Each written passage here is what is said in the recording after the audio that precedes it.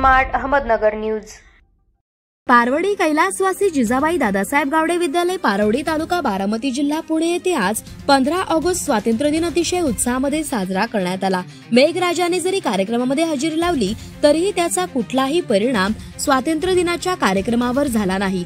सर्व मुलं चिखलात पाण्यामध्ये उभे राहून पावसात नाचत शाळेमध्ये आली।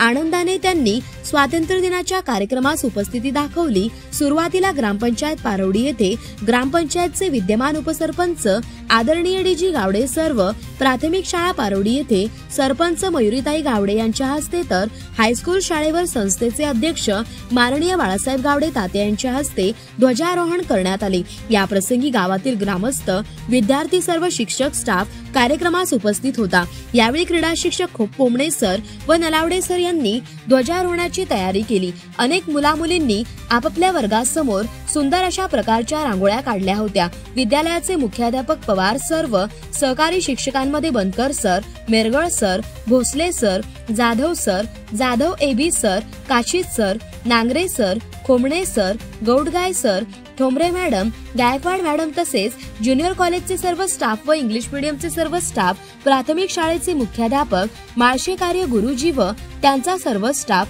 ग्रामसेवक, तलाठी, अंगणवाडी सेविका व इतर सरकारी खात्यातील सर्व कर्मचारी उपस्थित होते। कार्यक्रमाच्या शेवटी विद्यार्थ्यांना खाऊ वाटप करून कार्यक्रमाची सांगता करण्यात आली। प्रतिनिधी गणेश झेलकर।